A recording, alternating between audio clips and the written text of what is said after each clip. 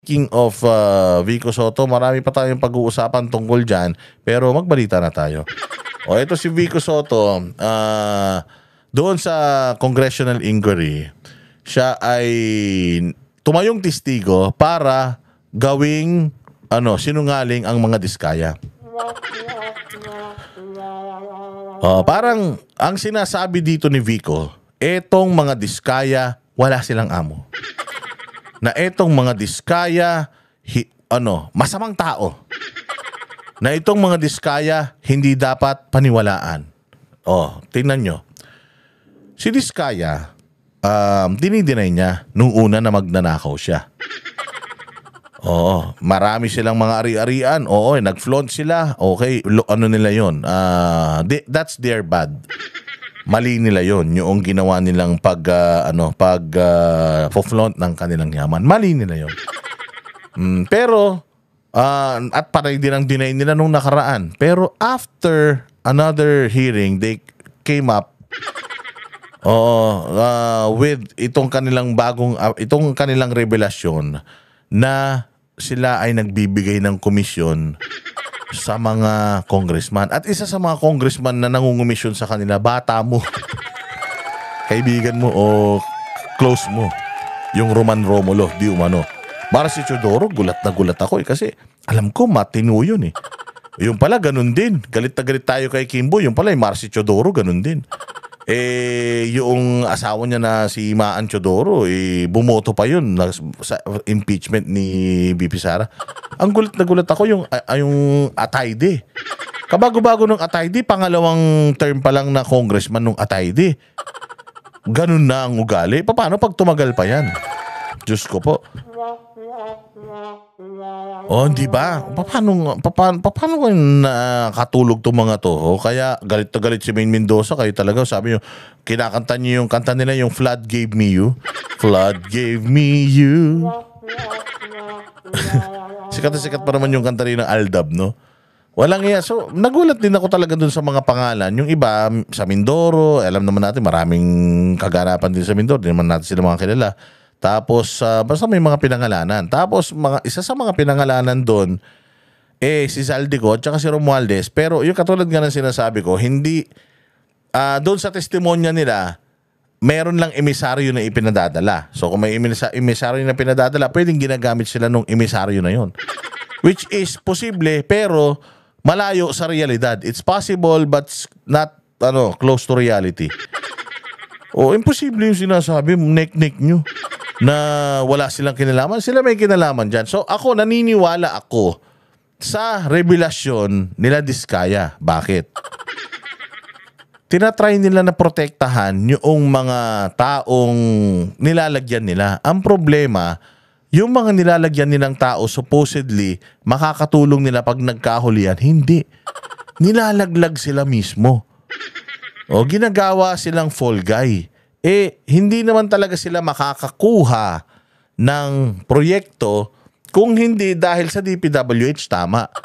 Pero kung napakaganda nung kanilang kwento at meron pa daw silang ledger meron daw silang mga invoice na ini-issue.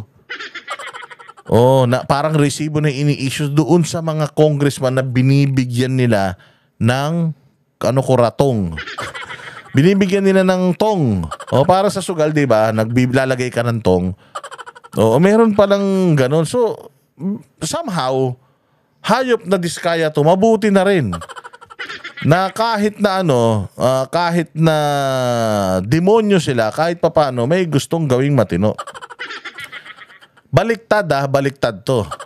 Nagsisinungaling sila, ngayon, nagsasabi na sila ng totoo. Yung isang nila, yung Bryce. Pucha, alam mong nagsisinungaling na nung una, mas nagsinungaling pa nung pangalawa . Pero itong mga Diskaya, kahit papaano, sila, tumatawag kami, hindi na kami sinasagot ng mga dating kaibigan namin. Kaibigan lang namin pag mangingi ng pera, pagka kailangan na namin, wala na. Sige na, laglagan na tayo. So nilaglag sila ngayon, binanggit yung mga pangalan. Tinanong, may senador? Wala. Kumikita ba kayo sa mga Duterte noon? May mga nag-a-attempt, pero wala talaga. Hindi talaga ubra. Noong panahon ni Duterte, wala talaga. Kasi din, noong 2020, na suspend yung kanilang license . Oh, so involved ba mga Duterte? Meron ba kayong involvement sa Duterte? Wala. Pero yung mga congressman, ito yung mga pangalan ng congressman. Noon, gusto nilang pagsabihin ng totoo. Nung sinabi na yung totoo, putya yan. Tapos sila pala yung ituturo. Naknan tokwa na yan, nag-iiyak sila. So dinidiscredit nila ngayon yung mga diskaya. Ngayon, ito ang tanong ko kasi dito kay Mayor Vico. Na kung sinasabi mo na sinungaling yung mga diskaya, so hindi yung mali yung listahan ng mga congressman na ibinigay niya. So kung mali yung mga listahan ng mga ibinigay niya at kung sinasabi mo na sinungaling ang diskaya, dapat alam mo yung totoo. Ano yung totoo? Kung sinasabi ni Diskaya ang nagnakaw itong 5 congressman na to, at sinasabi mong hindi totoo yan, o anong totoo na hindi congressman yung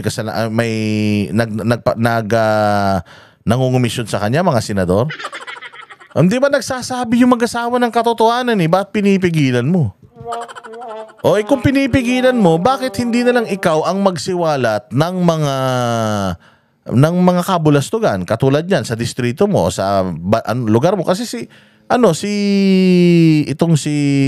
Isko, dinali niya yung Maynila, dinali niya. Ang tinitira niya yung mga congressman. Bakit ikaw wala kang man tinitirang congressman?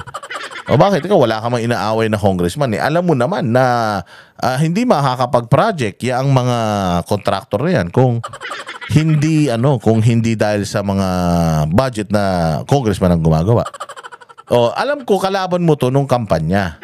So dahil kalaban mo nung kampanya at marami kayong away, ganyan naman talaga sa kampanya, sa politika. Magkalaban kayo, alam nga naman magbigayan kayo. Magsabi siya ng magagandang ginawa mo sa Pasig, dinanalo ka. Ganun ka rin naman, sisiraan mo rin sila kasi ayaw mo rin manalo sila. Ganun naman talaga politika. So ngayon, parang lumalabas, pinipersonal mo. Yung mga diskaya, dahil kalaban mo at dahil maraming fake news na ipinalabas sa'yo noon, gumaganti ka ngayon. Sinisira mo yung reputasyon nila diyan sa Congress hearing. Sinayang mo yung araw mo na dapat nagsaserve ka sa Pasig, nandiyan ka, hinaharang mo itong mga diskaya na na pangalanan yung mga congressman na binibigyan nila ng komisyon. Hinaharang mo yung mga diskaya na magsabi ng totoo, mag-confess ng kanilang krimen. Bakit mo pinipigil? At kung pinipigilan mo, anong suggestion mo? Anong gagawin? Kung halimbawa, hindi nagsasabi ng totoo sila diskaya, sino na imbestigahan natin? Hindi ko maintindihan to si Vico kung anong plano niya. Kasi tingnan mo, at 35 years old sa 2028, gusto mong maging presidente ng Pilipinas. Ganito ka maging klaseng presidente ng Pilipinas na yung mga kalaban mo sa politika, ilalaglag mo. Yung mga kalaban mo sa politika, ipe-persecute mo. Di wala ka rin pinagkaiba sa mga presidente na ganti lang ng ganti sa mga kalaban nila. Yan nga yung ginawa ni Pangulong Duterte. Hindi niya yung predecessor niya, which is si Pinoy. Ang dami rin kabulastugan ni Pinoy. Pero nung ginawa ni Pangulo, kinasuhan niya si Pinoy? Hindi. Pero nung Pinoy to Gloria, Gloria to Erap, ganyan ang politika natin. Lahat ng kalaban, binabalikan. Parang si Bongbong ngayon, mga kalaban, binabalikan. So ganun ka rin, Vico. Pag naging presidente ka sa 2028, kung gusto mong tumakbo, ganun ka rin. Magiging ka rin judgmental na presidente. Bata-bata mo pa, nagpapakita ka na ng katrapuhan mo at saka ng pagiging diktador mo. Totoo, di ba? So anong klase magiging presidente? Tapos pag naging presidente ito, anong gagawin niya? Lahat ng mga naninira sa kanya, kakanain niya? Ganun ang ginagawa niya sa diskaya. Ano bang motibo niya na kinakanan niya yung mga diskaya? Kasi yung mga diskaya, binugbog siya sa Pasig. Although nanalo siya versus mga diskaya, ang daming mga tao, ang daming mga mga taga-supporters ng mga diskaya na sinisiraan din to si Vico. So ngayon, ang ginagawa mo, nandiyan ka para magsabi ng katotohanan o maghiganti lang sa mga diskaya dahil alam mong bebabyhin ka dyan sa Kongreso. Yan ang tanong. Kasi nga, pakinggan nga natin kung ano yung mga mensahe niya dito. With respect to the committees, I would refrain from saying anything beyond my direct and personal knowledge. What I can say is that they have 9 construction firms that we have seen now in the news, the 9 calling card companies of the spouses Diskaya, where they have used dummies, where they... Siyam, umamin naman na sila dun eh. Binabaliktad lang, binabawi lang nila ngayon kasi nataranta lang daw sila. Pero umamin na sila dun eh. So, anong problema dun? Anong problema dun? Sinungaling sila? Oo, sinungaling talaga yan, Vico. Kurakot? Oo, kurakot talaga yan, Vico. Pero nagsasabi na nga sila ng totoo, pinapangalanan na nga nila yung kanilang mga amo. Ba't mo pinipigilan? Anong mahihita mo? Napipigilan mo sila. Bakit hindi mo sila hayaan na ilaglag yung mga amo nila? Because definitely may mga amo yan. Ikaw ba, Vico, naniniwala ka walang amo yan? Sila lang ang gumawa niyan? Di ba kailangan malabas kung sino pa yung mga amo nila? Yun nga yung gusto natin mangyari. Ba't pinipigilan mo, Vico? Anong agenda mo? Pansariling kapakanan? Personal agenda? Personal vendetta? Paano yun? Gusto maging presidente ng Pilipinas tapos yung mga kalaban mo gusto mong hayupin. Hindi masama yan. Masama yan, sir. They have become huge contractors, and all of these 9 companies are based in Pasig. Practically all of these companies have tax deficiencies. Yun, kanain mo sila dun sa tax. Idagdag natin sa kaso niya.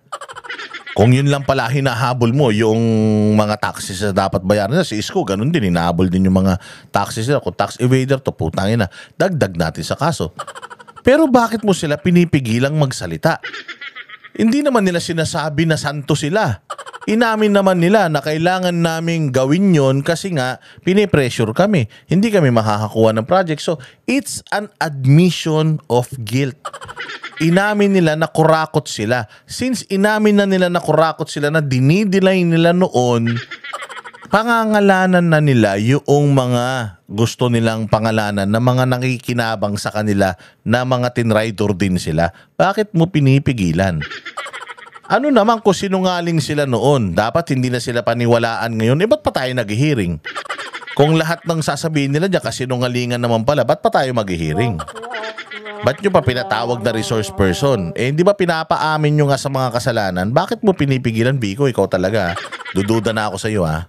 Probably with the BIR as well, but definitely with the LGU, marami po silang violations. Recently, they have been, Mr. Diskaya has been recently convicted of 2 counts of building code violations. Yun. Di kasuhan mo. Kinasuhan mo na ba? Kasuhan mo, ipakulong mo lahat ng pwede mo ikaso mo. Kasi nga kung lumabag sila sa batas sa syudad mo, kasuhan mo. Nandiyan ka sa kongreso, nung magagawa ng pinagsasabi mo yan, hindi naman korte yan.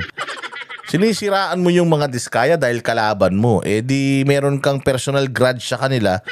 Di kung merong dapat paniwalaan, hindi ikaw yun. Bakit? Kasi nga meron kang personal ka ng grudge, bias ka eh.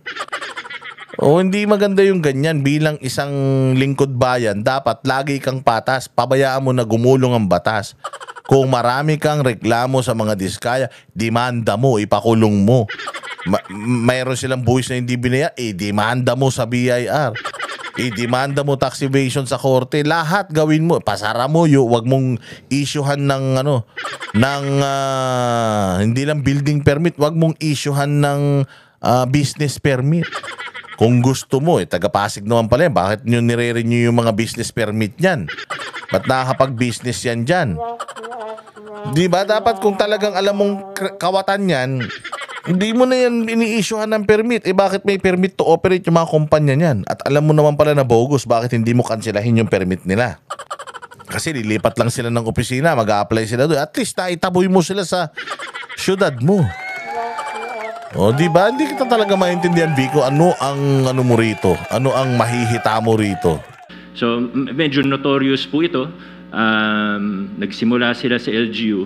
And again, with regard to the question of the chair, kahit nung mayor na ako, naungontrata pa rin sila sa LGU. Kasi pinapatupad po namin sa Pasig ay strict adherence to the law, which is open and public bidding. So pag nagko-qualify po sila mula 2019, hindi po namin hinaharangan, may mga project po sila sa City Government of Pasig hindi naman siguro kalakihan na project, pero meron po silang projects with the city, and we have observed with the DPWH, palaki ng palaki yung mga project nila.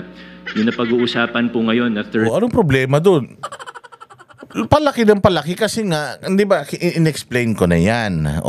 Nung maliit pa sila, maliit lang yung kapital nila.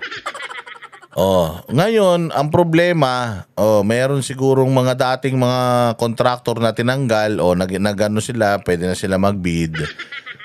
Ngayon nung nagbi-bid sila pag may yung mga mangungumisyon, ito komisyon, kailangan ko 30%. Sir, sobra naman yung 30%. Ganun, wala kang project.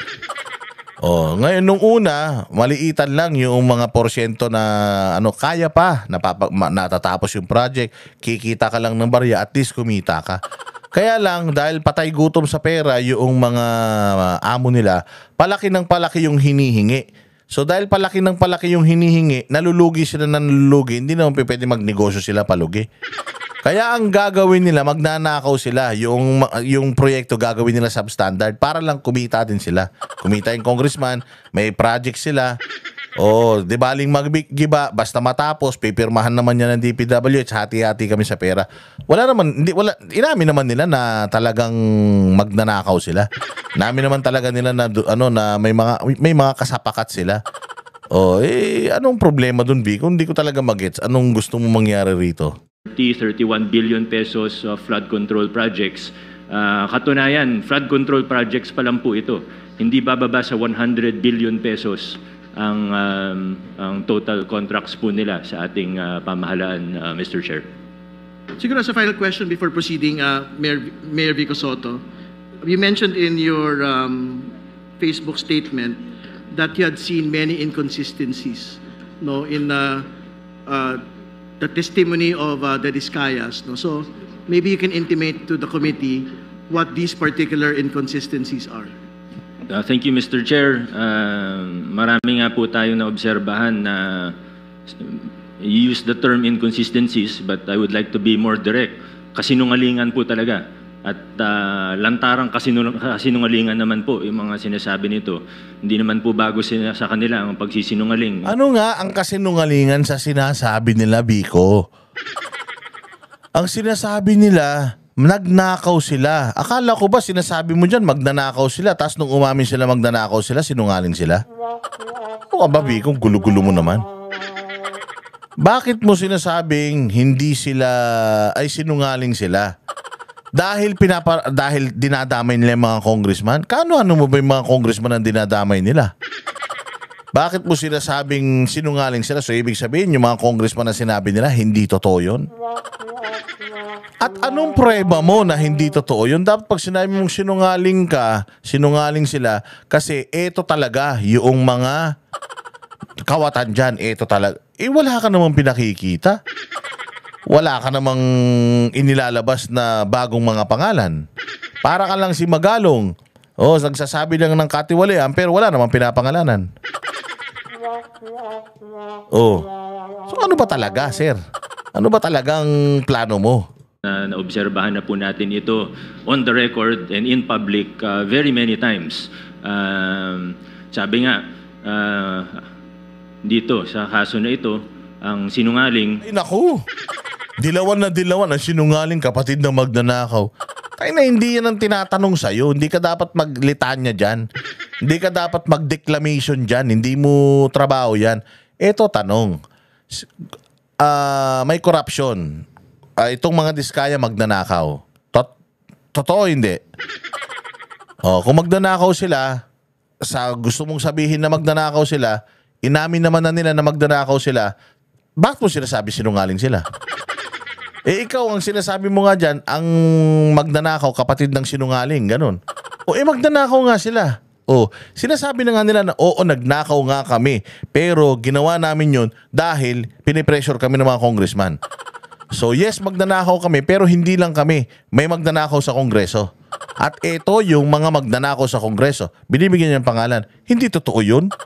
So hindi totoo na inamin nila na magnanakaw sila, para sa'yo, totoo yun. Pero noong inamin na rin nila yung mga kasapakat nila, hindi na totoo yun. Congressman ka ba? Mayor ka. Anong hindi totoo sa mga sinasabi nila? Puros ka kasi drama eh. Na nahahawa ka na yata sa nanay mo eh. Oo, nahawa ka na yata sa tatay mo eh. Achiche! Oo. Komedyanteng dramatic actor ka na rin yata eh. Sige, diretso. Ay asawa ng magnanakaw. Kaya ito po talaga yung... Sus, putangin na. Risa Ontiveros ang dating. Ang magnanakaw. Tumitingin-tingin pang gano'n. Diyos ko naman, Biko, baklang-bakla yung dating mo rito, sir. Oo, ganito ang gawin natin. May corruption. Pangalanan natin sino yung mga corrupt. O may corruption, pinapangalanan nila, sinasabi mo sinungaling sila. O sige, kung sinungaling sila, sino yung corrupt? Oo, pangalanan mo yung mga kilala mong corrupt na kaya mo sinasabi na sinungaling sila. Di ba? Dapat pagka sinabi mo sinungaling sila, itong ebidensya na hindi totoo yung sinasabi nila. Alin doon ang hindi totoo sa sinasabi nila? Yung magnanakaw sila? O ba't nandiyan pa sila? Hindi totoo yung mga congressman na nilaglag nila? O kung hindi totoo yun, sino yung totoo, Biko? Na mga magnanakaw dyan. Magbigay ka ng pangalan, di yung putya. Pumunta ka dyan, nagsayang ka lang ng oras ng taong bayan. Nakikita natin, isang very glaring na kasinungalingan ay yung kahapon po sa statement, sa sworn statement po nila, ay na 2 to 3% lang daw ang kinikita nila sa bawat kontrata. Kahit naman po hindi ka eksperto sa larangan ng construction. Hindi. Sir, sinabi nila 2 to 3% na lang kinikita nila. Syempre, sa 2 to 3% na kinikita nila, yung iba nun, papagawa pa rin naman nila ng substandard nga lang. Ang punto nga rito, meron akong sinasabi na mga kasabwat ko dito. Regardless, kahit nga sabihin niya 30% talaga yung kinukurakot namin, meron kaming amo. Ang amo namin, si ganito, si ganito, si ganito, si ganito, yun mga binibigyan ko. So, ibig mo sabihin, hindi totoo yung mga sinasabi nila na yun ang binibigyan nila? O kung hindi nga totoo na yung congressman, itong congressman A, yung may kasalanan, sino? Dapat tumulong ka, Vico, na ilabas yung katotohanan. Sino yung mga magnanakaw? So, ang sinasabi mo ba, sila lang yung nagnakaw?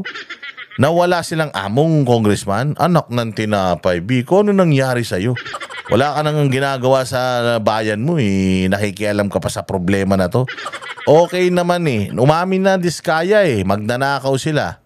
Fini-freeze na yung mga assets nila. Kinukuha na yung mga pinagyayabang nilang mga sasakyan. Umamin na rin sila na nagyabang lang sila doon. Anong problema mo? Anong pinuputok ng butsi mo dyan? Wala ka namang bagong expose na dala-dala. Diniin mo lang sila. Na inamin naman na nila noon pa. Ito sabi ko parang ano na to? Ano nangyari na? Bulok ang aga. Engineering, obvious naman po na kasinungalingan ito. Meron pa po, sabi po nila, when Senator Tulfo was questioning them, sabi niya po, minsan daw po, lugi pa daw siya. Ang bait naman po ng mga ito. Kung tumatanggap sila ng kontrata sa gobyerno, nagbibid sila para malugi. No sane business person would do that, of course. Lulugi nga sila, Biko, kasi nga mas marami yung napupunta sa mga congressman. Ba't ba hindi mo maintindihan yun? Ang laki-laki ng ulo mo, hindi mo kayang isuksok sa kokote mo yan. Lugi sila o hindi, umamin na sila na magnanakaw sila. Ikino-confess nila yung mga kasabwat nila. Ano bang problema mo, Biko Soto? Parang abnoy naman to. Hindi ko maintindihan nung gusto mong palabasin siya. Sinungaling nga, magnanakaw nga, corrupt nga. Hindi naman nila sinasabing di sila corrupt. Sinasabi nga lang nila, nalulugi din talaga kami dahil imagine mo yan. Kailangan namin tapusin yung project tapos ganito lang kaliit yung natitira sa amin dahil binibigay namin sa kanila dahil kahit sinasabi mong sobrang laki naman, hindi, kailangan mong gawin. May expose yung mag-asawa, putangin na, pinipigilan mo. Ano ka ba? Kalabang ka ba ng gobyerno? O kalabang ka ba ng mamamayan o kakampi? Kasi kami, natutuwa kami sa revelasyon niya. O kahit pero hindi kami papayag, hindi mapapawalang salaya o mapapawalang salayan. Putang ina, dapat big teen yung mag-asawa na yan eh. Bitay talaga dapat sa mga yan eh, na mga nagnakaw sa kaban ng bayan. Kaya paano tayo eh, pro-plunder death penalty tayo eh. O hindi ba plunderer yan eh, dapat yan death penalty talaga. Lethal injection, silya electrica, lahat gawin mo dyan eh. Binibigti mo na, sinisilya electrica mo pa para mas maganda eh. Yun ang gusto namin. Ito naman si Vico parang engot. I think everyone in this room would agree. Sinasabi nila 2 to 3% yung normal, 5% daw pag sinuwerte. Pag kinumpute po natin, alam ko medyo, Mr. Chair, with all due respect, if we just apply simple logic, it is already clear that they are lying. Although alam ko medyo iba kasi yung logic na ginagamit nila sa universe po nila. Pero pag tiningnan po natin logically, 2 to 3% of even 100 billion, edi 2 to 3 billion pesos lang po ito. Sila naman po yung nagmalaki at nag-flaunt. Pinagyabang po nila yung lifestyle nila. Oo nga, ano mo Samaro, nainggit ka? Di gumaya ka? Nainggit ka sa lifestyle nila, gawin mo rin. O mag-flaunt ka rin ng yabang mo para mas maganda. Saan kayo mga inggitero? Inamin na nga niya eh, na magnanakaw sila eh. Mantakin mo sa isang proyekto. O, sa dami ng proyekto, makakuha ka ng isa, 2 billion kung 2%, 5 billion kung 3%. Ang laking pera nun. 5 billion, ang laki mo ito, bilyonaryo sila. Mantakin mo, hindi naman sila bilyar, pero bilyonaryo sila. Anak ng tinapay oh. Na sobrang sabi nga po nila sa isang interview, 11 digits. Sabi po nila, pinagyayabang nila, 11 digits. Sabi ni Ma'am si Sara, 11 digits ang assets nila. So hindi bababa sa 10 billion. Nakita po natin, isang jade lang nila sa sa office nila. Inggitero ka talaga. Alam mo, huwag ka mainggit. Gusto mo, bigay na nila sa iyo yung jade. Mahilig ka pala sa jade. Bigay na nila sa iyo, Vico. Pagawa sila ng mahabang baba na na jade na pampaswerte para hindi ka bitter. Ina yan, gusto nga natin sequesterin lahat yun eh. Nakaw yun, atin lahat yun. Regardless, sabihin nila na 2%, 3%, 1% or none at all, hindi tayo naniniwala na hindi magnanakaw yan. Umamin na nga na magnanakaw. Ulitin ko, umamin na magnanakaw. Nilalabas na nga nila yung mga kasapakat nila. Ano pang problema mo, Vico? Na-sequester na yung mga sasakyan nilang pangmayaman. Ano pang gusto mo? Gusto mong kunin yung makunin mo na kung gusto mo para lang di ka umiiyak. Ano pang plano mo, sir?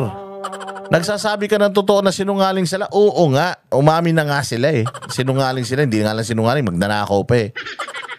Pero nilalaglag na nila yung mga kasama nila magnanakaw. Yun ang dapat na focus natin. Si Vico nakapokus sa personal na galit. Alam mong gigil na gigil eh, parang bading eh. Kalalaking tao eh. Pag nakahiga na, wag mo nang tadyak-tadyakan. Bayaan mo. Ano na yan? Mahuhuli na yan mga yan. Makukulong na yung mga yan. Makakasuhan yung mga yan, Vico. Ano pa bang gusto mong mangyari? Politika pa rin. Ay, dilawan tae ka talaga. 100 million na kagad yun. Yung mga sasakyan, if they paid the correct taxes, it would easily reach almost 1 billion, if not more than 1 billion. How will you afford that if you're only earning 2 to 3% profit? Sabi naman nila, wala silang private contracts. Ayaw na daw nila sa private kasi maliit ang kita. Nasa interview din po nila. So, buti na lang po ang isda ay nahuhuli sa sarili nilang bibig.